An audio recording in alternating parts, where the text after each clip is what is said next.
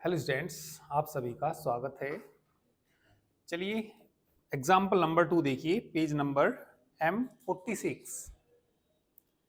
ठीक है, most important example है ये। चलिए इस पे तो आप 5 स्टार ही लगा लीजिए।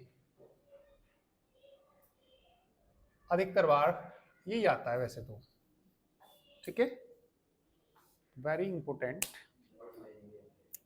चलिए पढ़िए एक बार क्वेश्चन को।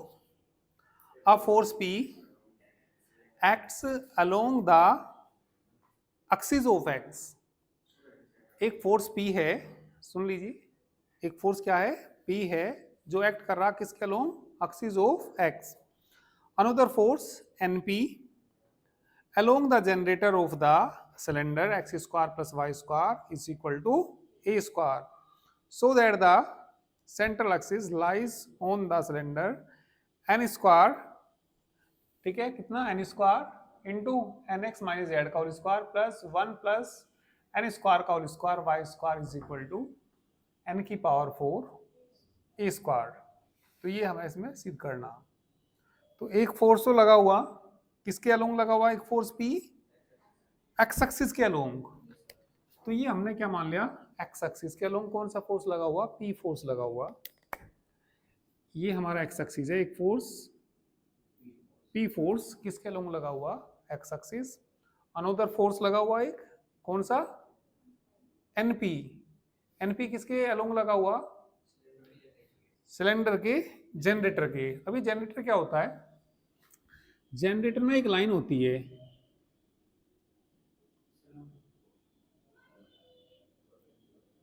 इस लाइन को मैं यदि एक्स एक्स के अबाउट घुमाऊं तो किसको जनरेट करेगा, ये सिलेंडर को जनरेट करेगा। एक लाइन ये है, क्या नाम दे सकते हैं इसका, नाम दे सकते हैं ए बी, दे सकते हैं ए बी, क्या ए बी।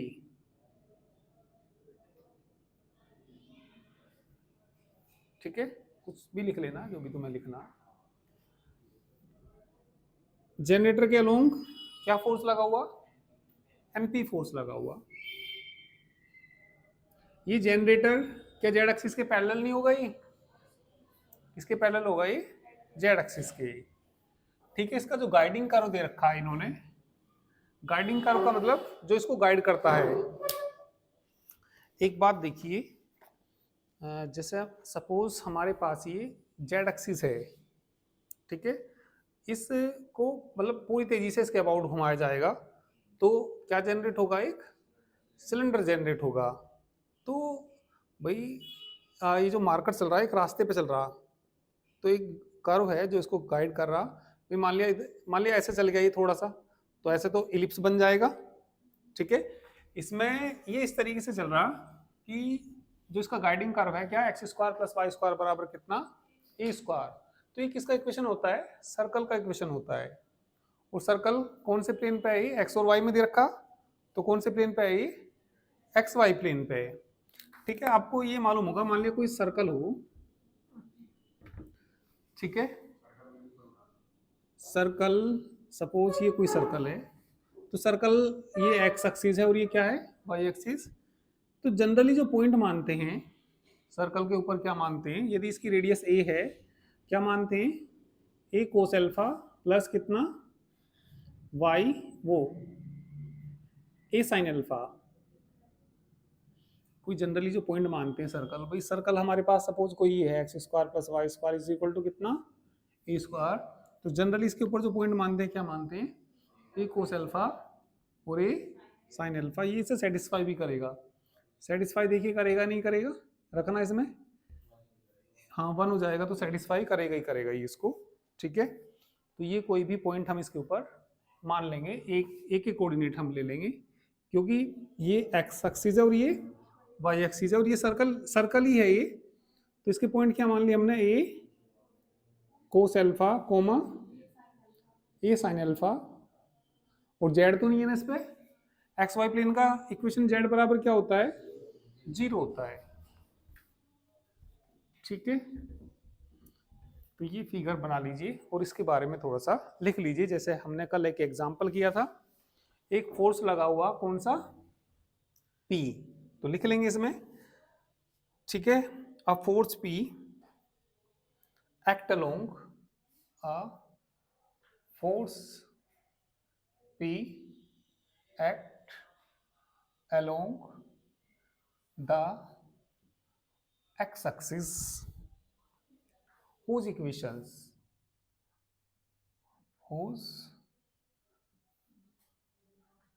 are, देखिए आपने 3D में पढ़ा होगा, कोई लाइन एक पॉइंट से होकर जा रही हो, सपोज ये कोई लाइन है एक पॉइंट से होकर जा रही है x1 y1 और z1 से, और इसके डायरेक्शन रेशो हों ABC। याद है इस लाइन का इक्वेशन? सीखा बोलो, फिर से मैं बता देता हूं। ये एक लाइन है जो कौन से पॉइंट से होकर जा रही, x1 y1 और z1 से, और इसके डायरेक्शन रेशो क्या है, ABC। तो किसी को मालूम है इस लाइन का इक्वेशन क्या होता है?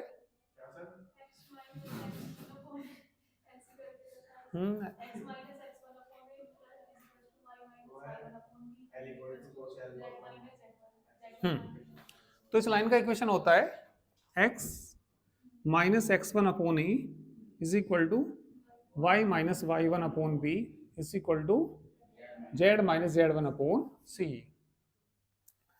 जो x एक्सिस है, x एक्सिस के डायरेक्शन कोसाइंस तो आपको मालूम ही होगी क्या होते हैं, 1 0 0। तो ये बताइए 0 0 से होकर जा रहा है या नहीं जा रहा है? एक्स एक्सिस कौन से पॉइंट से होकर जा रहा है, ओरिजिन से, और ओरिजिन के कोऑर्डिनेट क्या होते हैं, 0 0 0। तो एक्स एक्सिस का जो इक्वेशन आएगा यहाँ पे x minus 0 upon 1 is equal to y minus 0 upon 1 is equal to z minus 0 upon 1। Oh sorry, कितना 1 नहीं आएगा, ये दोनों क्या आएंगे 0 0। एक्स एक्सिस के डायरेक्शन कोसाइंस क्या होते हैं, 1 0 0 होते हैं। अब एक अनदर फोर्स लगा हुआ, अनदर फोर्स कौन सा लगा हुआ, NP, तो लिख देंगे, ठीक है। Another force NP along the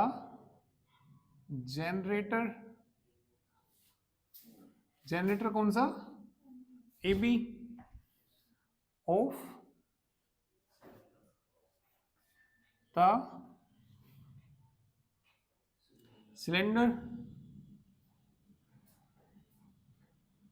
कितना x square plus y square is equal to a square.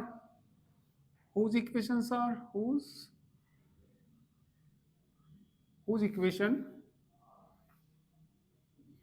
ये लाइन किसके पैरेलल है, z एक्सिस के। कौन से पॉइंट से होकर जा रही, a cos alpha a sin alpha और 0 से। तो शिवम बोलो इसका इक्वेशन क्या आएगा, x minus a cos alpha upon 0 is equal to y minus a sin alpha upon 0 z minus 0 upon 1, क्योंकि z एक्सिस के डायरेक्शन कोसाइन क्या होते हैं, 0 0 1। तो इक्वेशन बताइए इसका क्या आएगा, x माइनस कितना a cos alpha upon 0 is equal to y minus a sin alpha upon 0 is equal to z minus 0 upon 1। ठीक है, करिए।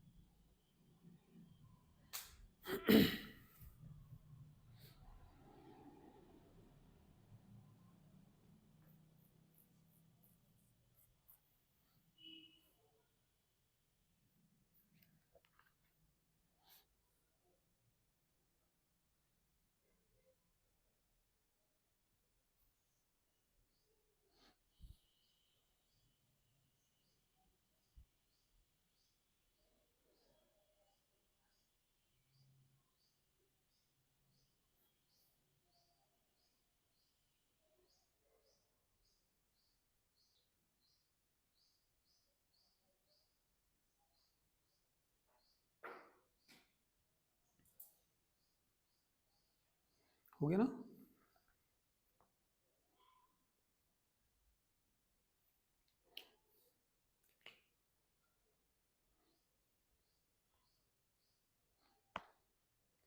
जैसे कल एग्जाम्पल किया था बिल्कुल सेम ऐसे ही करेंगे। ठीक है, फिर क्या लिखते थे हम, there four the forces acting along the body are as follows।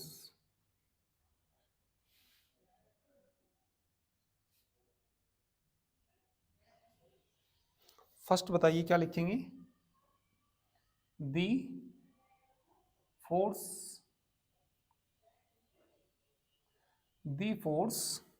P acting at the point, acting at the point, एक फोर्स P कौन से पॉइंट पे लगा हुआ, 0 0 0 पे लगा हुआ, along the x axis whose direction cosines are, x axis के डायरेक्शन कोसाइन क्या होते हैं, 1 0 0। फिर क्या लिखेंगे, एक फोर्स कौन सा, एन क्यू, वो एन पी सॉरी, एक फोर्स कौन सा, एन पी, कौन से पॉइंट पे लगा हुआ, ए cos alpha a sine alpha 0 पे, और इसके डायरेक्शन कोसाइन क्या है ए बी के, वो जेड एक्स के पैरेलल है, जेड एक्स के पैरेलल है तो जितने जेड के होते हैं उतने इसके आएंगे 0 0 1। तो बताइए यहाँ इस लाइन में क्या लिखेंगे, सेकंड लाइन में क्या लिखेंगे, the force N P acting, है ना, एट द पॉइंट, बताइए कौन से पॉइंट पे, a cos alpha a sine alpha comma 0, along a b है ना, along a b whose DCs are 0 0 1। अब किसका मान निकालेंगे, एक्स वाई जेड का एल एम एन का मान निकालेंगे। ठीक है, कर लीजिए।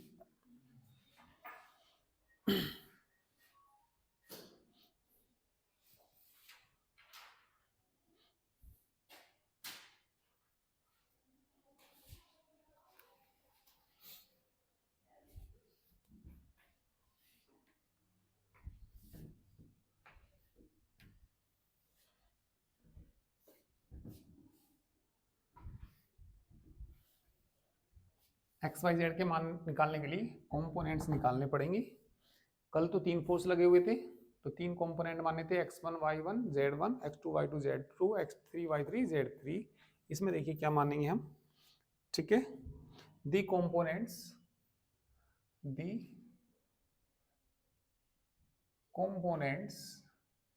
क्या क्या, x1 y1 z1 and x2 y2 z2 of these forces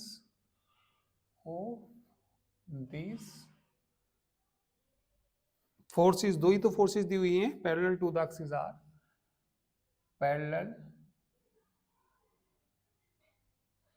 to the axis are. चलिए वैल्यू निकालिए पहले किसकी, x1 y1 z1, फिर किसका निकाल लेंगे मान, x2 y2 z2। पहला फोर्स कितना लगा हुआ, P, पहला फोर्स कितना लगा हुआ P, तो P इंटू ये डायरेक्शन कोसाइन लेते हैं, P इंटू कितना 1, P इंटू 0, P इंटू 0। ठीक है, तो इज इक्वल टू कितना आ गया ये P, ये कितना हो गया 0, ये कितना हो गया कोमा। ठीक है, x2 पे बताना क्या फोर्स लगा हुआ, एन पी, डायरेक्शन कोसाइन लेते हैं इसमें, ठीक है, N P into zero, N P into zero, N P into one, ये जीरो हो जाएगा, ये जीरो हो जाएगा, और ये कितना एन पी हो जाएगा। अब किसके मान निकालने हमें, x y z L M N. हो गया होगा नीचे का सब ये।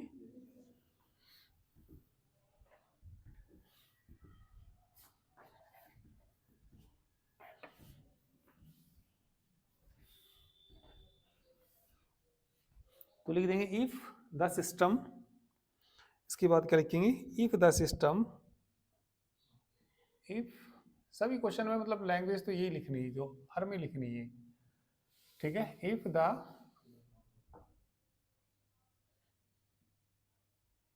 System reduces to a single force, reduces to a single force R is equal to कितना, x y z, acting at O, acting at O, and couple G, and couple G is equal to कितना, L M N. Then कल मैंने किसका मान बताया था, x का मान बताया था, x का मान कैसे निकलेगा बताइए, x1 plus x2, x1 plus x2 निकालना, p, फिर किसका मान निकाल लेंगे, y का क्या होता है, y1 प्लस y2, जीरो ही आएगा ना, और z का कितना आएगा, z बताइए कितना आ जाएगा, z1 plus z2 is equal to कितना हो जाएगा, एनपी हो जाएगा। ये पॉइंट याद रखिए, अभी मैंने, चलो इसको तो बता ही देते हैं यहां से। अब किसका मान निकालना हमें, एल एम और एन का मान निकालना। तो एल का मान बताइए, एल का फॉर्मूला क्या बताया मैंने, एक मिनट, याद करने का तरीका भी बताया था, x y y z z x, ये तो लिख ही सकते हो भाई। देखो एल का मान कैसे निकाल लेंगे, ठीक है, तो ये बताया था मैंने कितना, यहां से स्टार्ट करते हैं, कितना y1 z1 माइनस z1 को स्मॉल करेंगे, और y1 है ना, फिर प्लस आएगा, स्मॉल y2 z2 बड़ा माइनस z2 छोटा y2 बड़ा, इससे निकलेगा, फिर पहले तो इससे निकलेगा, फिर दूसरा इससे निकलेगा, तीसरा इससे निकलेगा। ये किसका काम करेगा, यहाँ लिख लेना तुम भी, x1 y1 कितना z1, यहाँ क्या लिख लेना, x2 y2 z2। वैल्यू बताना इसमें, y1 की वैल्यू बताना, y1 की जीरो, तो ये हो गया जीरो, z1 बताना जीरो, ये भी हो गया जीरो, y2 बताना, y2 है a sine alpha, a sine, और z2 किसके बराबर है, जीरो, z2 np है, ठीक है। हाँ तो कितना, y2 का मान कितना रखा, a साइन अल्फा, z2 का मान कितना, np, z2 बताना जीरो, तो ये किसका मान निकल के आ गया, l का, l का मान बोलो कितना आ गया, a sine alpha into np, a sine alpha into np। l के बाद किसका मान निकाल लेंगे, m का, m का फॉर्मूला,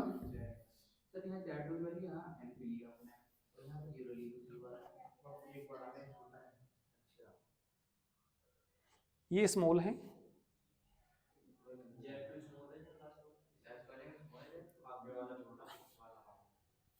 अभी बताता हूँ। तो जैसे मैंने थोड़ी देर पहले आपसे क्या बताया, x y y z z x नहीं बताया, एम का मान निकालना, तो मैंने याद करने का तरीका बताया भी, पहले तो इसको लेते हैं, अब ये लेना, स्मॉल Z1 कैपिटल X1, इसे आपका छोटा कर दो, इसे बड़ा कर दो। फिर Z2 कैसा, छोटा, X2 बड़ा, X2 छोटा। थोड़ा सा और बड़ा बना देता हूँ जिससे थोड़ा पता दिखी जाए। यहाँ Z1 नहीं बता सकते क्या आप? 0। X1 नहीं बता सकते क्या? भाई 1 वाले तो 0 ही हैं, ज्यादा सोचना नहीं है, 1 वाले तो 0 ही हैं। Z2 बताओ, स्मॉल नहीं है ये। X2 0 ही है, X2 और Z2 बताना। ए कोस अल्फा, X2 ये तो रहा ए, ये 0 पे बहुत जोर कर रही। Z2 कितना, NP, तो ये आएगा। तो M का मान कितना आ गया, -A कोस अल्फा इंटू कितना, NP। अब किसका मान निकाल लेंगे, वो किससे निकलेगा, XY से। ठीक है, निकाल लो जरा।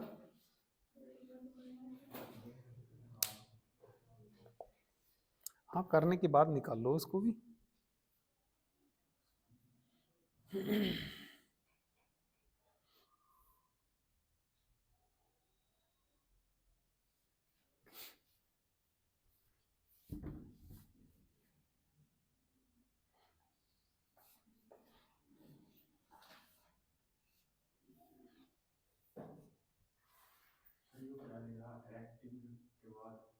एटो, एक्टिंग एटो लिखा हुआ है, acting at O and couple G LMN then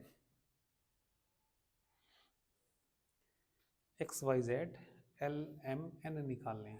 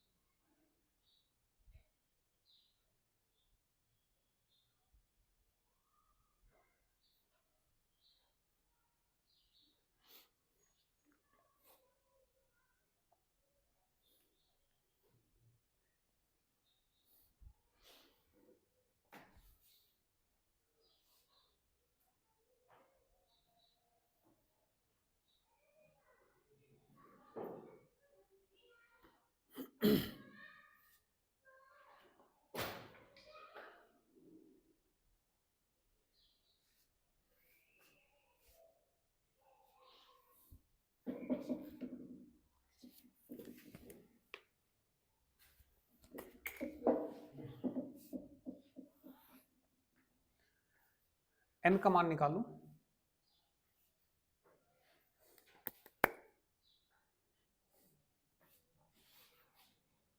Shivam बताओगे, LMN बताओ। नहीं बताना पड़ेगा ऐसे थोड़ी। अरे मैंने क्या बताया तुम्हें, XY YZ ZX बताया नहीं बताया? जो L का मान निकला वो किससे निकला, Y छोटा Z बड़ा, है ना भाई। 3 तक तो 3 तक ले जाएं, मतलब 2 तक थे तो Y2 मतलब Z2 तक ले जाएंगे, कभी कभी 3 भी होते हैं जैसे एग्जांपल फर्स्ट में था। ठीक है, L का मान निकालने के बाद किसका मान निकालना, एम का किससे निकला, जेड एक्स आए कि नहीं आए। अब किसका निकालना, किससे निकलेगा, तो थोड़ा दिमाग तो लगाइए बताइए। Small x1 capital y1 minus y1 को छोटा कर दो, कैपिटल x1 कर दो, प्लस आएगा कितना x2 y2 small y2 capital x2। x1 zero नहीं है क्या, ये जीरो आ गया, जीरो आ गया। x2 कितना था, x2 तो ये था ना, और y2 कितना था जीरो। अभी मैं लगा लूँ हिसाब कभी तुम, y2 कितना था और x2 जीरो, x2 जीरो है क्या, x2 जीरो है, हाँ तो जीरो आएगा।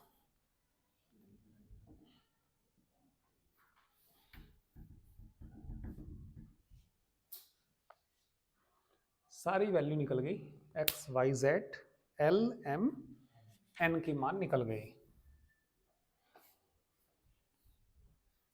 अब इसके बाद the equation of central axis,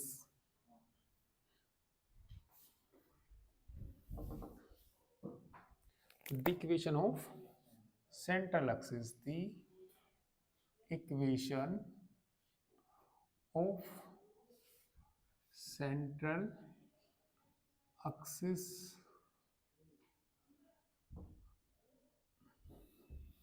याद करने का तरीका भी बताया था मैंने, सेंट्रल एक्सिस का इक्वेशन याद करने का तरीका भी बताया था मैंने। एल आएगा, चलो एल के बाद क्या आता है माइनस वाई जेड, जेड छोटा वाई बड़ा बटे में कितना, एल के बाद क्या आता है, अभी इसी को याद रखो ना, x y y z, y z के बाद क्या आएगा, तो एल माइनस कितना, small z capital x small x बटे वाई, एल एम के बाद क्या आएगा एन, ठीक है। इसके बाद वापस घूम के कौन आएगा, एक्स वाई माइनस कितना, एक्स वाई वाई बटे जेड। आदित्य लग गया पता, बिल्कुल तो बता दो, बता दो। L minus y small capital z plus, ठीक है, upon x is equal to M small z capital x plus, ठीक है, upon y is equal to N minus small x capital y small y, ठीक। जिनकी value मालूम हो सबकी value रख दीजिए। एल का मान बताना,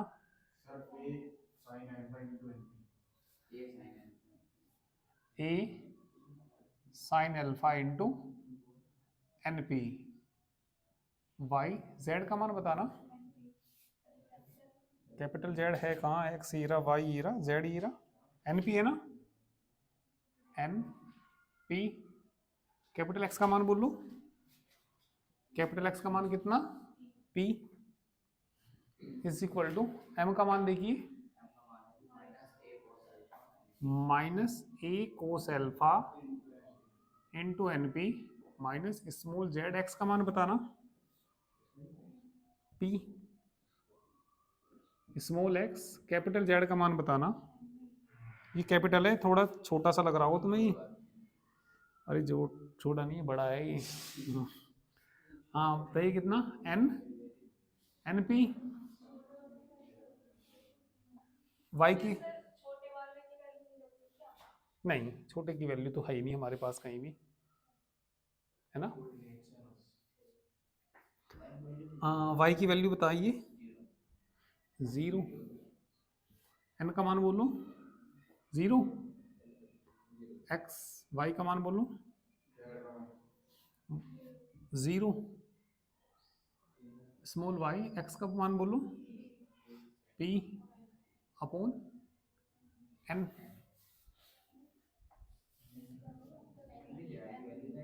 कितना एन पी, एन पी हो गया ना ये सब। ये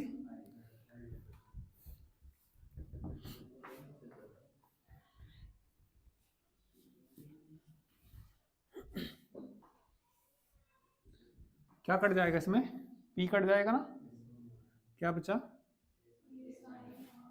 ए साइन अल्फा एन बचा minus y N is equal to minus P हटा दो इसका भी, भाई सबके ऐसे 0 पी लिख देंगे, कोई दिक्कत थोड़ी है। हाँ कितना a cos alpha into n minus z plus x n is equal to y upon n. 3 member आ गए। पहले फर्स्ट टू मेंबर ले लीजिए, taking first two member, taking first two members. चलिए बताइए, ठीक है, अपोन में 0 भी था ना इसके अपोन में कितना था 0, पी कैंसिल हो गया, ठीक है। तो बताइए कितना आएगा यदि हम पहले दोनों लेंगे, ये आएगा 0 इसमें चला जाएगा, कितना बचा माइनस के a n cos alpha minus z plus x n is equal to 0। यहाँ से इसका मान निकाल लो, ए एन कोस एल्फा, चलो माइनस तो है ये, उधर ले जाएंगे, जेड माइनस कितना एक्स एन, माइनस से गुना कर दो, ध्यान भैया तुम यहाँ दीजिए, कितना a n cos alpha is equal to कितना x N minus x N minus z, ठीक है। इसके बाद फर्स्ट और लास्ट मेंबर ले लीजिए, इसको इक्वेशन मान लीजिए, कोई फर्स्ट तो नहीं मानी ना कहीं भी, taking first and last member, taking first and last member. देखिए हमें इसमें क्या निकालना है, एक बार जरा ये पढ़ेंगे, so that the central axis lies on the cylinder, ये ला के दिखाना। तो हमने अपने पास से अल्फा ले रखा था, तो हमें अल्फा को लिमिट करना, तो जैसे ये ए कोस अल्फा, ये ए एन कोस अल्फा, किसको लिमिट करना अल्फा को। तो मैं देखो अल्फा को कैसे लिमिट करूंगा, मैंने इन दोनों मेंबर से किसका मान निकाल लिया ए एन कोस अल्फा का, अब इन दोनों मेंबर से किसका मान निकाल लूंगा ए एन साइन अल्फा का, स्क्वायर करके जोड़ दूंगा, क्योंकि कोस square alpha plus sine square alpha किसके बराबर हो जाएगा 1 के बराबर। तो taking first and last member से बताइए क्या क्या आएगा, ए sine alpha A N sine alpha निकाल लो यहाँ से, बोलो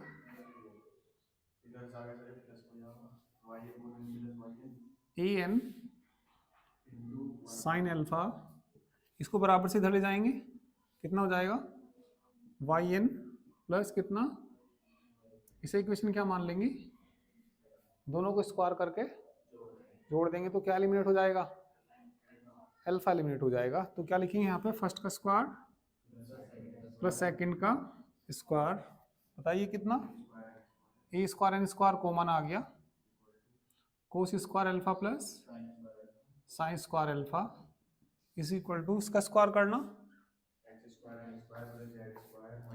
एक्स एन माइनस जेड का होल स्क्वायर प्लस कितना वाई कॉमन आ जाएगा ना, कितना कॉमन आ जाएगा तो वाई स्क्वायर एन प्लस का होल स्क्वायर। अब एक बार ये देखिए लाना क्या है इसमें, फिर थोड़ा वही बनाने की कोशिश करेंगे। ठीक है, एन एक्स माइनस जेड का whole square into N square लाना। ठीक है, तो चलिए आ जाएगा एन की पावर 4 आ जाएगा ये। ठीक है, वहां पे एलसीएम ले लो, एलसीएम ले लो, आ जाएगा, करिए।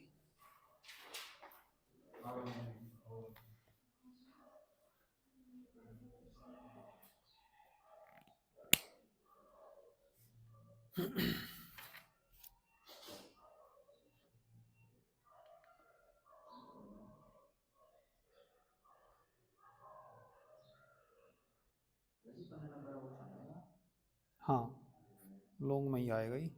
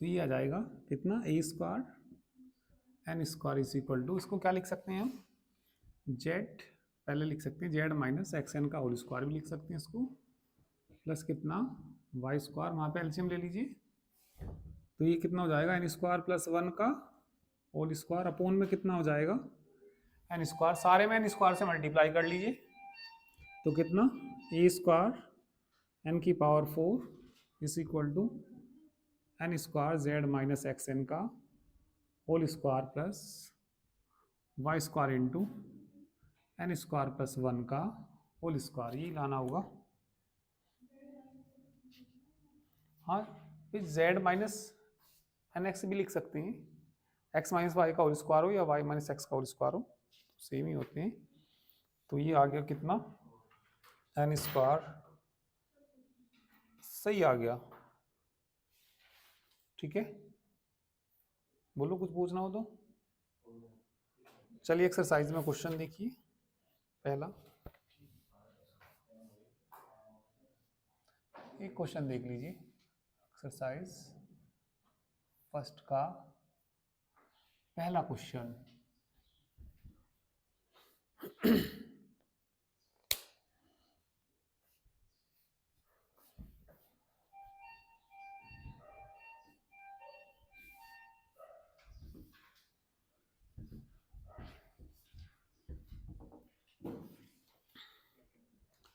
a single force is equivalent to the component forces x y z about the axis of coordinates and to couple L M N about these axes. Prove that the magnitude of a single force is under root x square plus y square plus z square और axis of the line action are ये दिखानी। Axis of line action कह दीजिए या central axis कह दीजिए। तो ये बताइए सेंट्रल एक्सिस का इक्वेशन क्या होता है? The equation of central axis are, अभी बताया ही, क्या बताया? एल माइनस, ठीक है, एल माइनस कितना? स्मॉल जेड, यहां देखो भैया, बोल दो तुम, एक मिनट में बोलने दो।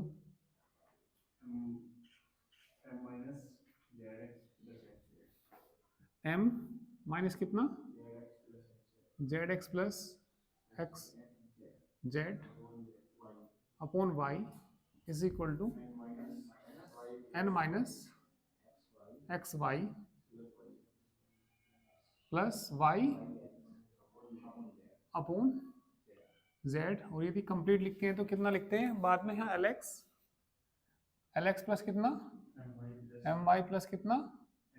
एन जेड अपॉन में कितना? अंडर रूट में था, ये क्या था?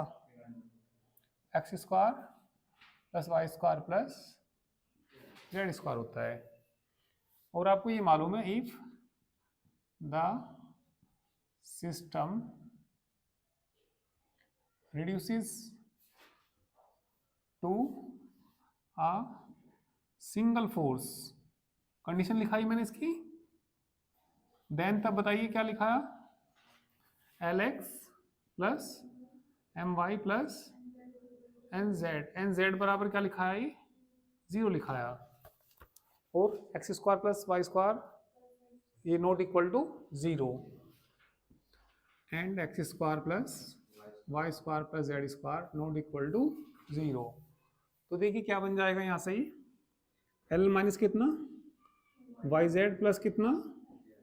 Upon x is equal to m minus z x z upon y is equal to N minus x y plus y x बराबर कितना हो जाएगा?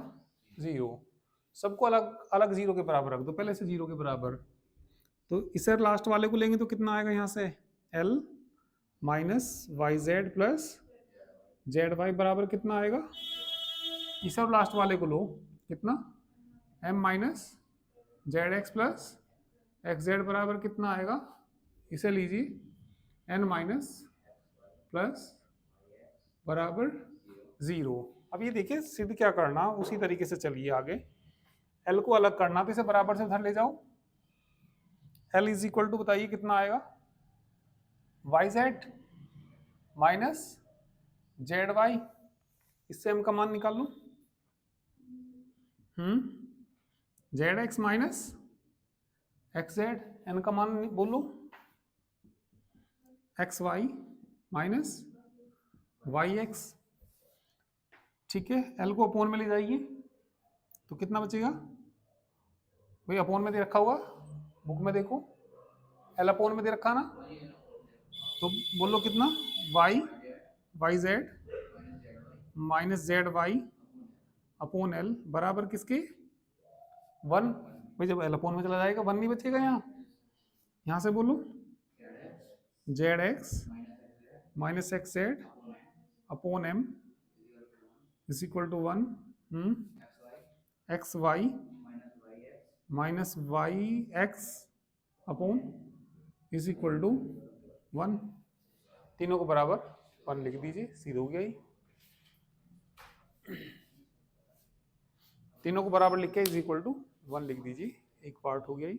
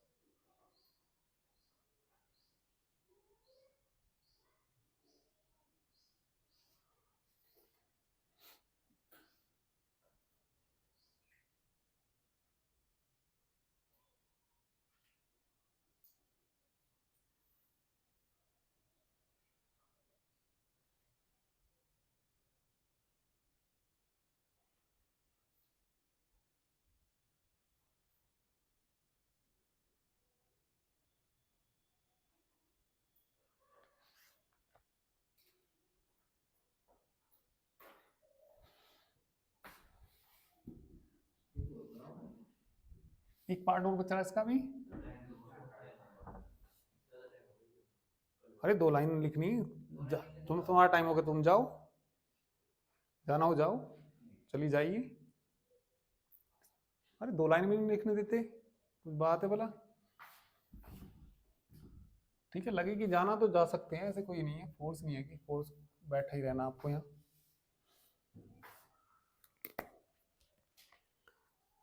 एक्स वाई जेड क्या दे रखे, कंपोनेंट्स दे रखे फोर्स के, दी एक्स वाई जेड आर क्या दे रखे, कंपोनेंट्स ऑफ, ठीक है, फोर्सेस।